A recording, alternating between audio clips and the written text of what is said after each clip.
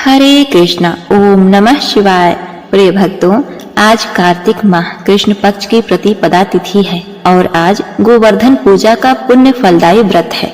इस दिन भगवान गोवर्धन अर्थात श्री कृष्ण जी की पूजा व्रत तथा गोवर्धन पूजा कथा को सुनने करने से व्यक्ति के जीवन में कभी भी संकट दुख दरिद्रता नहीं आती। सदा ही अन्न का भंडार भरा रहेगा। व्यक्ति शत्रुओं पर विजय प्राप्त कर मान प्रतिष्ठा का भागी बन जाता है। सदैव भक्तों पर दया बरसाने वाले श्री कृष्ण की कृपा प्राप्त होती है। तो आज मैं सुना रही हूँ गोवर्धन पूजा में सुनी जाने वाली बड़ी ही दुर्लभ तथा पौराणिक कथा को श्रवण करने के साथ ही गोवर्धन भगवान की कृपा प्राप्त करने के लिए कमेंट में जय गोवर्धन भगवान अवश्य लिखें। ओम गंगणाधिपते नमः। द्वापर युग में जब भगवान श्री कृष्ण अपनी लीला करने के लिए अवतरित हुए, तभी एक समय देवराज इंद्र को अहंकार आ गया। इंद्र के अहंकार को दूर करने के लिए भगवान श्री कृष्ण ने एक लीला रची। भगवान श्री कृष्ण ने देखा कि पूरे ब्रज में तरह तरह के पकवान बन रहे हैं और सभी ब्रजवासी किसी पूजा की तैयारी कर रहे हैं। यह देखकर भगवान श्री कृष्ण ने अपनी मैया से पूछा, माता, ये सब किस पूजा की तैयारी हो रही है? अब देखिए, मैया यशोदा बोली, कन्हैया, हम सभी देवराज इंद्र की पूजा करने के लिए अन्नकूट की तैयारी कर रहे हैं। यह सुनकर भगवान श्री कृष्ण आगे पूछते हैं, हम इंद्र की पूजा क्यों करते हैं मैया? मैया यशोदा ने उत्तर दिया, हम इंद्र की पूजा करेंगे तो अच्छी वर्षा होगी। यदि अच्छी वर्षा होगी तो अच्छी पैदावार होगी, जिससे हमारी गैया को अच्छा चारा मिलेगा। यह सुनकर श्री कृष्ण भगवान ने इंद्र की निंदा करते हुए कहा, लेकिन मैया, हमें तो ऐसे देवता की पूजा करनी चाहिए जो सामने प्रत्यक्ष आकर पूजन सामग्री स्वीकार करें। यह सुनकर मैया यशोदा के पास बैठी गोपियों ने कहा, 33 कोटि देवी देवताओं के राजा की इस प्रकार निंदा ना करो कान्हा। तब भगवान श्री कृष्ण कहते हैं, इंद्र में क्या शक्ति है जो वो हमारी रक्षा करेगा? इंद्र से ज्यादा शक्तिशाली तो यह गोवर्धन पर्वत है जो वर्षा का मूल कारण है। इसलिए हमें गोवर्धन पर्वत की पूजा करनी चाहिए जहाँ हमारी गैया चरती हैं। इंद्रदेव तो कभी दर्शन भी नहीं देते और यदि उनकी पूजा ना करो तो वह क्रोधित हो जाते हैं। ऐसे अहंकारी की पूजा नहीं करनी चाहिए। तभी नंद जी वहां आ जाते हैं और वो कृष्ण से पूछते हैं, इंद्र की पूजा करने से हमें लाभ होगा, वर्षा होगी, गोवर्धन की पूजा करने से क्या लाभ होगा? श्री कृष्ण ने कहा, हमारी गैया गोवर्धन पर्वत पर चढ़ने जाती हैं। वो गोपियों के आजीविका का एकमात्र साधन है। यह सुनकर सब बहुत ही प्रभावित हुए और सबने मिलकर इंद्रदेव की जगह गोवर्धन पर्वत की पूजा कृष्ण द्वारा बताई गई विधि से गोवर्धन पर्वत की पूजा की। गोवर्धन पर्वत ने भी समस्त पूजा सामग्री को स्वीकार कर लिया और सबको खूब आशीर्वाद दिया। तभी नारद मुनि इंद्र की पूजा देखने हेतु ब्रज आए। वहां ग्वालों ने उन्हें बताया कि इस वर्ष से श्री कृष्ण की आज्ञा के अनुसार इंद्र महोत्सव बंद कर दिया गया है। अब सभी ब्रजवासी गोवर्धन पूजा किया करेंगे। यह सुनकर नारद मुनि इंद्र के पास पहुंचे और कहा, हे देवराज, आप अपने इंद्रलोक में सुख की नींद ले रहे हैं। उधर ब्रज में आपकी पूजा समाप्त करके गोवर्धन पर्वत की पूजा हो रही है। भगवान श्री कृष्ण की लीला में नारद जी भी तो एक माध्यम थे ना। अब देखिए, ये सुनते ही देवराज इंद्र को क्रोध आ गया। उन्होंने इसे अपना अपमान समझा और जोरों की वर्षा शुरू कर दी। भयभीत होकर सभी ब्रजवासी भगवान श्री कृष्ण के पास पहुंचे। तब श्री कृष्ण ने गोवर्धन पर्वत की शरण में जाने के लिए कहा। तब सभी ब्रजवासी अपनी गैया और पर्वत के साथ गोवर्धन की तिराही में जा पहुंचे। वहां भगवान श्री कृष्ण ने गोवर्धन पर्वत को अपनी कनिष्ठ उंगली पर उठा लिया। यह देखकर इंद्र और भी क्रोधित हो गए और उन्होंने मूसलाधार वर्षा शुरू कर दी। भगवान श्री कृष्ण ने सुदर्शन चक्र को आदेश दिया कि वह पर्वत के ऊपर जाकर वर्षा की गति नियंत्रित करे और शेषनाग को कहा कि वो पानी को पर्वत के पास आने से रोके।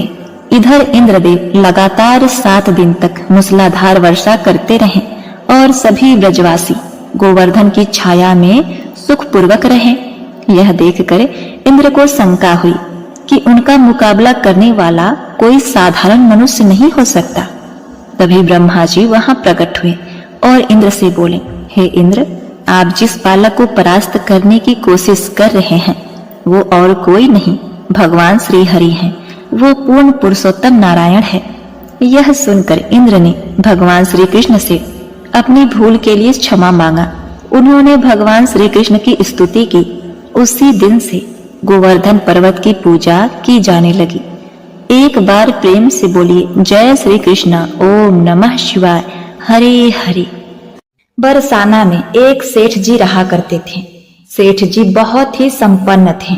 उनके पास सब कुछ था, आलीशान दुकान, भव्य भवन, 3 बेटे 3 बहुएं। सेठ जी यूं तो हर तरीके से साधन संपन्न थे, लेकिन फिर भी उनके मन में बड़ा दुख था। उन्हें हमेशा लगता था कि काश उनकी एक पुत्री होती। उन्हें लगता था अगर उनकी एक पुत्री होती तो वे अपने मन की सारी बात अपनी पुत्री को बताते और पुत्री को बहुत दुलार करते।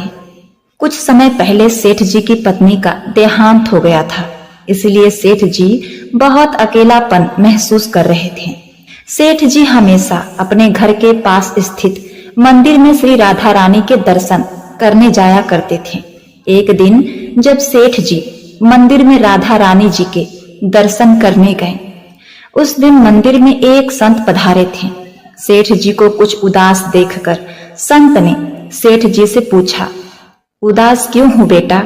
सेठ जी बोले, महाराज, मेरी कोई बेटी नहीं है, इसीलिए मैं उदास हूं। संत मुस्कुराए और बोले, यदि जीवन में किसी का अभाव है तो उसकी जगह भगवान को बिठा लेना चाहिए। सेठ जी बोले, महाराज, मेरे तो कोई बेटी नहीं है, तो मुझे क्या करना चाहिए? संत बोले, अरे सेठ, जब तुझे बरसाने का वास मिला है तो तुम बरसाने की बेटी श्री राधा रानी जी को ही अपनी बेटी क्यों नहीं मान लेते? संत की यह बात सेठ जी को बहुत पसंद आई।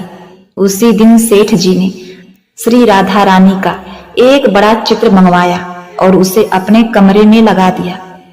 अब तो सेठ जी का जीवन ही बदल गया। वे उठते बैठते सोते जागते श्री राधा रानी को अपनी बेटी मानकर उनसे बातें करने लगे।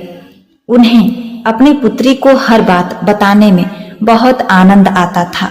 सेठ जी राधा रानी में ऐसी लगन लगी कि जब वे दुकान जाते तो श्री राधा रानी को भोग लगाकर प्रसाद पाकर ही जाते। शाम को लौटते तो राधा रानी को प्रणाम करते, उनसे बातें करते और भोग लगाकर फिर प्रसाद ग्रहण करते और हर समय श्री राधे कीर्तन किया करते थे और हर समय प्रसन्न चित्त रहते थे। जब भी सेठ जी से उनको उनका परिचय पूछता तो सेठ जी कहते, 3 बेटे बहू हैं, घर में सुख सुविधा है पूरी, संपत्ति भरी भवन में रहती, नहीं कोई मजबूरी, कृष्ण कृपा से जीवन पथ में आती ना कोई बाधा, मैं बड़भागी पिता हूँ, मेरी बेटी है श्री राधा। एक दिन सेठ जी के घर में चूड़ी पहनाने वाली मनिहारिन आई। तीनों बहुओं ने बारी बारी जाकर मनिहारिन से चूड़ी पहनी। श्री राधा रानी जी को लगा कि आज हमारे पिता के घर में चूड़ी पहनाने वाली आई है तो मैं भी जाकर चूड़ियां पहन लेती हूँ। जैसे ही तीनों बहुएं चूड़ियां पहन कर गईं, श्री राधा रानी प्रकट हो गईं। मनिहारिन ने जब राधा रानी का स्वरूप देखा तो वह उन्हें देखती ही रह गई। राधा रानी बोली, मुझे भी चूड़ियां पहनाओ ना। मनिहारिन ने समझाया, इनके घर में कोई मेहमान आया होगा। यह सोचकर मनिहारिन ने राधा रानी जी को चूड़ियां पहना दी। श्री राधा रानी जी चूड़ियां पहनकर एक ओट में जाकर अंतर ध्यान हो गईं। सभी को चूड़ियां पहनाकर मनिहारिन हमेशा की तरह चूड़ियों का पैसा लेने सेठ जी की दुकान पर चली गई। मनिहारिन को देखते ही सेठ जी बोले, घर पर चूड़ियां पहनाने गई थी, यह लो तुम्हारे पैसे। सेठ जी ने मनिहारिन को हर बार जितने पैसे देने थे उतने दिए। मनिहारिन बोली, सेठ जी, इस बार ज्यादा पैसा लूंगी। मैंने आपके घर में 3 जनों को नहीं बल्कि 4 जनों को चूड़ियां पहनाई है। सेठ जी बोले, हमारे घर में तो 3 बहुओं के अलावा चौथी तो कोई नहीं है जो कि चूड़ी पहन सके। मनिहारिन बोली, यह मैं नहीं जानती सेठ जी, लेकिन मैंने तो चूड़ियां 4 को पहनाई है। सेठ जी बोले कि बाकी के पैसे मैं पहले घर में पता करूंगा, उसके बाद दूंगा।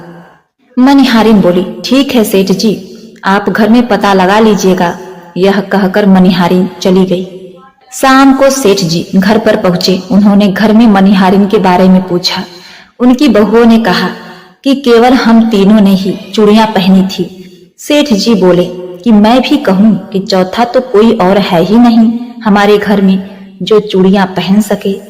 इस प्रकार सेठ जी बात भूल गए और अपने नित्य काम में लग गए। सेठ जी राधा राधा बोलते श्री राधा जी को प्रसाद का भोग लगाकर और भोजन करके सो गए। जब सेठ जी को नींद आई तो उनके स्वप्न में श्री राधा जी प्रकट हो गईं। राधा जी बहुत उदास थीं, उनकी आंखों में आंसू थे। सेठ जी ने पूछा, बेटी उदास क्यों हो? श्री राधा जी बोली, आज मेरा मन बहुत दुखी है। मैंने आज अपने पिता का घर समझकर यहाँ उस मनिहारिन से चूड़ियां पहनी थी, परंतु पिताजी आपने उस मनिहारिन को मेरी चूड़ियों का मोल नहीं चुकाया। पिताजी, आपने मुझे बेटी तो बना लिया, परंतु आपको मेरी याद नहीं आई, आपने मुझे भुला दिया। इससे मैं बहुत दुखी हूँ। यह सुनकर सेठ जी सपने में ही रोते हुए बोले, बेटी मुझे क्षमा कर दो, मुझसे बहुत बड़ी भूल हो गई। सेठ जी तुरंत नींद से उठ बैठे। उनकी आंखों में आंसू आ रहे थे। सेठ जी ने तुरंत तिजोरी में से पैसे निकाले और मनिहारिन के घर की तरफ चल दिए। सेठ जी ने मनिहारिन के घर का दरवाजा खटखटाया। मनिहारिन ने दरवाजा खोला। सेठ जी, आप इतनी रात को? सेठ जी को अपने घर में देखकर मनिहारिन चौंक गई। सेठ जी के नेत्र भरे थे। सेठ जी बोले, तुम्हारे जैसा बड़भागी कोई नहीं। मनिहारिन बोली, सेठ जी क्या हुआ? सेठ जी बोले, मैंने राधा जी को अपनी बेटी बनाया, परंतु उन्हें कभी अपने नेत्रों से नहीं देखा, लेकिन तुमने आज उन्हीं राधा रानी जी को अपने हाथों से चूड़ियां पहनाई है। आज तुम्हारे जितना भाग्यशाली इस धरती पर कोई नहीं। मैं तुम्हें अपनी पुत्री की पहनी हुई चूड़ियों का मूल्य चुकाने आया हूँ। यह कहकर सेठ जी ने रुपयों से भरी हुई थैली मनिहारिन के सामने रख दी और कहा, इसमें से जो भी लेना हो ले लो। जब मनिहारिन ने सुना कि स्वयं राधा रानी जी उससे चूड़ियां पहनने आई थी, तो उसकी आंखों से भी आंसू की धारा बह निकली। मनिहारिन बोली, सेठ जी, मैं राधा रानी की चूड़ियों के पैसे आपसे कैसे ले सकती हूँ? राधा रानी तो इस बरसाने की बेटी हैं और मैं बिटिया की चूड़ियों के पैसे आपसे ना लूंगी। परंतु सेठ जी नहीं माने। सेठ जी ने रुपयों से भरी हुई थैली मनिहारिन के घर रखी और वहां से सीधे श्री राधा रानी के मंदिर चले गए। उसी दिन के बाद सेठ जी ने सब कुछ छोड़कर संन्यास ले लिया और अपना सारा कारोबार अपने बेटे को सौंप दिया और अपना शेष जीवन राधा रानी जी के मंदिर में राधा जी की भक्ति करते बिताने लगे। प्रेम से बोलिए जय श्री कृष्णा, जय हो राधा रानी। प्रिय भक्तगणों, अब आइए सुनते हैं चौथी कथा। द्वापर युग में अष्टावक्र नाम के एक प्रकांड विद्वान एवं संत हुआ करते थे। ऋषि अष्टावक्र का शरीर अपने पिता ही द्वारा मिले हुए श्राप के कारण 8 स्थानों से टेढ़ा था, यानी कि उनके शरीर के 8 अंगों की बनावट टेढ़ी मेढ़ी थी। इसी कारण वे जहां भी जाते लोग उनका उपहास करते और लोगों का यह व्यवहार देखकर ऋषि अष्टावक्र उन्हें श्राप दे दिया करते थे। एक दिन ऋषि अष्टावक्र जब बरसाना पहुंचे तो वहां उनकी भेंट श्री राधा रानी जी से हुई। राधा रानी जी कृष्ण के साथ विराजमान थी। अष्टावक्र जी को देखते ही राधा रानी धीमी धीमी मुस्कुराने लगी। जैसे ही अष्टावक्र जी ने उन्हें मुस्कुराता देखा तो वो क्रोधवश राधा रानी जी को श्राप देने लगे, परंतु श्री कृष्ण जी ने अष्टावक्र को रोकते हुए उनसे निवेदन किया कि हे संत, आप श्राप देने से पहले एक बार राधा रानी के मुस्कुराने के पीछे का कारण जान ले। जब अष्टावक्र ने कारण पूछा तो श्री राधा रानी जी ने उन्हें अपने हंसने का मुख्य कारण बताया। श्री राधा रानी जी ने कहा कि वे अष्टावक्र के अंतर्मन में समाहित श्री कृष्ण की छवि देखकर हंस रही थीं। अष्टावक्र के भीतर का ज्ञान और उनके ज्ञान के स्रोत कृष्ण की मनोरम छवि से श्री राधा रानी आनंदित हो रही थी।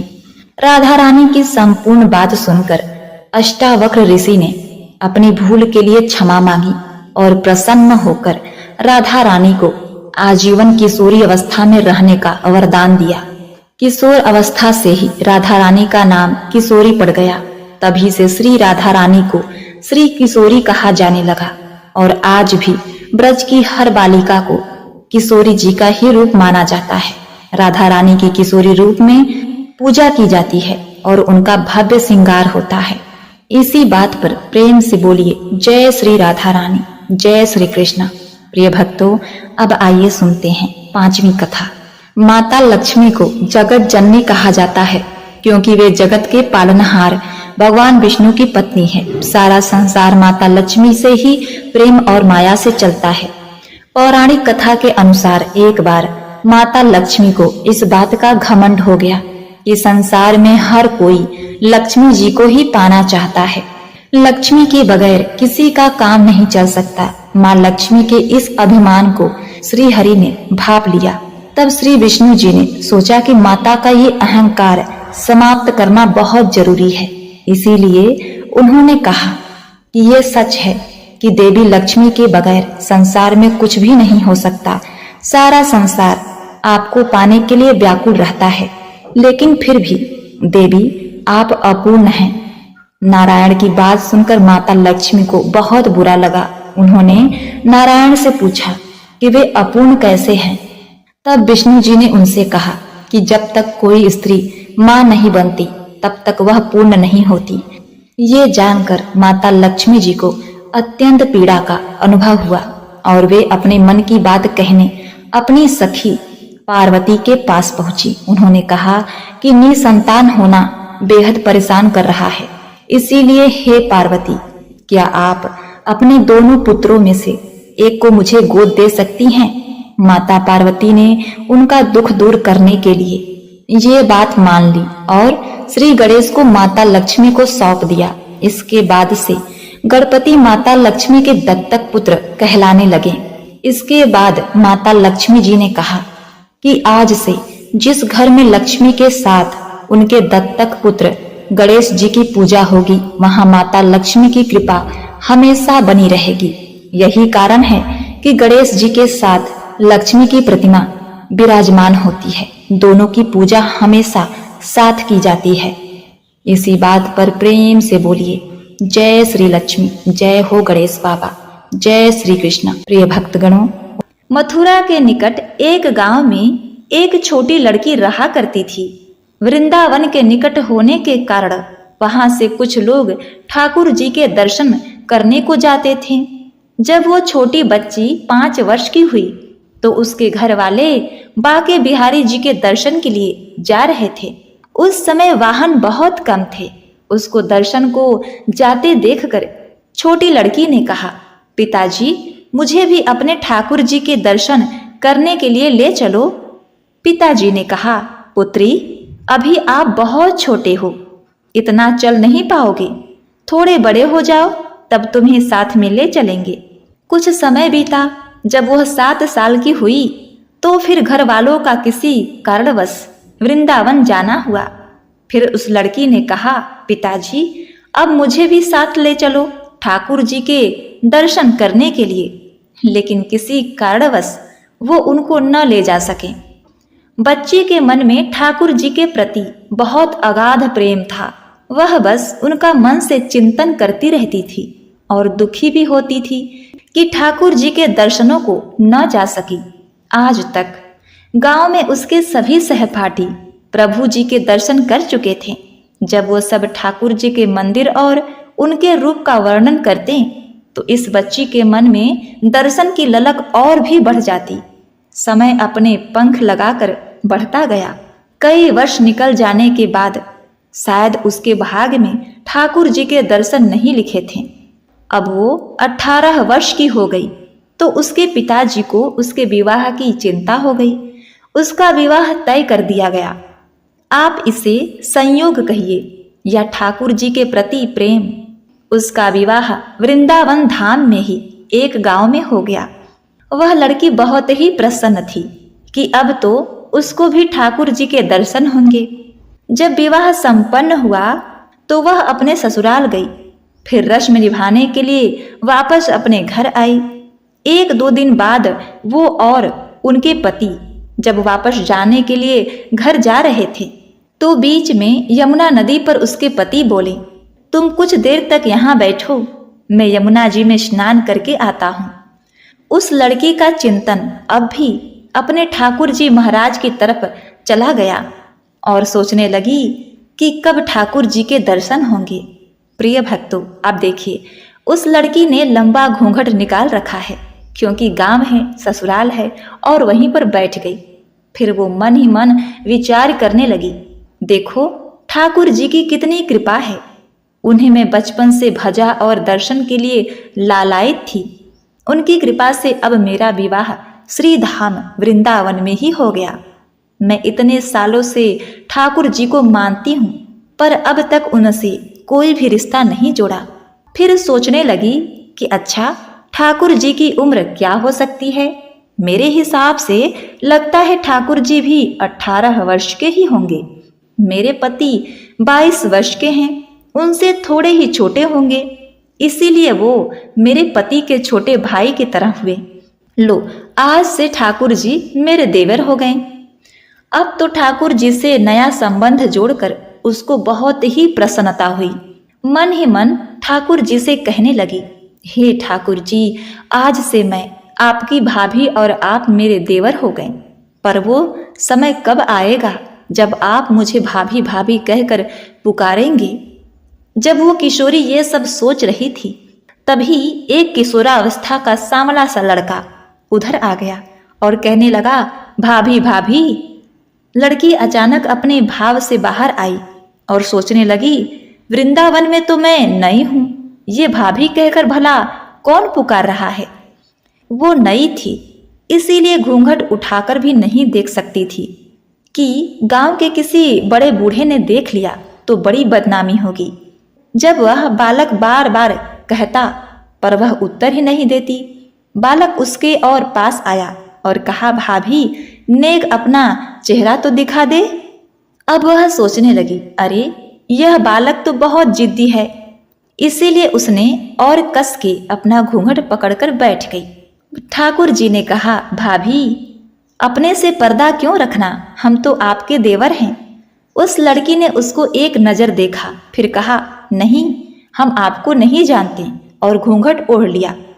तब ठाकुर जी ने कहा, अरे नहीं नहीं, हम आपको जानते हैं, आप उस गांव से हो ना, कुछ ही दूर में हमारा गांव है। आप इसी गांव से हो ना, कुछ ही दूर पर हमारा घर है। भाभी अपना चेहरा तो दिखाओ। लड़की ने कहा, जब कह दिया ना हम आपको नहीं जानते, अगर किसी को पता चल गया तो बहुत मार पड़ेगी। भगवान श्री कृष्ण मुस्कुराए और बोले, भाभी आप तो नाराज हो रही हो, देखो हम आपके इतने प्यारे देवर हैं, आपसे मिलने के लिए इतनी दूर तक आ गए हैं और आप हो कि बात भी नहीं कर रही हो। क्यों, आप हमसे मिलना नहीं चाहती? और इतना कहते ही उस लड़के ने घूंघट खींच दिया और चेहरा देखा और भाग गया। थोड़ी देर में उसका पति भी आ गया। उसने अपने पति को सब बात कही। पति बोला, देख तू चिंता मत कर, वृंदावन बहुत छोटा है, कभी भी किसी गली में लड़का मिल गया ना तो हड्डी पसली एक कर दूंगा, फिर कभी भी ऐसा नहीं कर सकेगा। तुझे जब भी और जहां भी दिखे मुझे जरूर बताना। फिर दोनों घर चले आए। कुछ दिन बाद उसकी सासू माँ ने अपने बेटे से कहा, बेटा देख तेरा विवाह हो गया, अब तो बहू भी अपने मायके से आ गई, पर तुम दोनों अभी तक बाके बिहारी जी के दर्शन के लिए नहीं गए। कल तुम जाकर बहू को ठाकुर जी के दर्शन करा के लाना। अब अगले दिन दोनों पति पत्नी ठाकुर जी के दर्शन के लिए मंदिर जाते हैं। मंदिर में बहुत भीड़ थी। उसका पति कहने लगा, देखो तुम स्त्रियों के साथ आगे जाकर दर्शन करो, मैं आता हूं। जब वो आगे गई पर घूंघट नहीं उठाती। उसको डर लगता कोई बड़ा बूढ़ा देखेगा तो क्या कहेगा, नई बहू घूंघट के बिना ही घूम रही है। बहुत देर हो गई तो पीछे से पति ने आकर कहा, अरे बावली, ठाकुर जी सामने हैं, घूंघट खोलेगी तभी तो प्रभु जी के दर्शन कर सकेगी। अब उसने अपना घूंघट उठाया और जो बाके बिहारी जी की ओर देखा तो बाके बिहारी जी की जगह वो ही लड़का मुस्कुराता हुआ दिखाई दिया। तो वह चिल्लाने लगी, अजी सुनिए, जल्दी आओ जल्दी आओ। पति जल्दी से भागा भागा आया और बोला, अरे क्या हुआ? वह लड़की बोली, उस दिन जो मुझे भाभी भाभी कहकर भाग गया था ना, वह लड़का मिल गया। पति ने कहा, अच्छा कहाँ है बताओ तो, अभी उसे देखता हूँ। उसने ठाकुर जी की ओर इशारा करके बोली, ये रहा आपके सामने ही तो है। उसके पति ने जब देखा तो अवाक ही रह गया और वही मंदिर में ही अपने पत्नी के चरणों में गिर पड़ा और बोला, तुम बहुत ही धन्य हो। वास्तव में तुम्हारे हृदय में सच्चा भाव ठाकुर जी के प्रति है। हम इतने वर्षों से वृंदावन में हैं पर आज तक हमें उनके दर्शन नहीं हुए और तेरा भाव इतना सच्चा है कि ठाकुर जी ने तुझे दर्शन दे दिए। ठाकुर जी से सच्चे प्रेम से जो भी रिश्ता बनाओ तो ठाकुर जी उसे जरूर निभाते हैं, जैसे इस कहानी में ठाकुर जी ने देवर का संबंध बनाया। हे ठाकुर जी महाराज, आप भी अपने चरणों में हमें स्थान देना, हमें वैसे ही दर्शन कराना। आपके दर्शनों को हम लालायित हैं। जय श्री कृष्ण। ओम नमः शिवाय।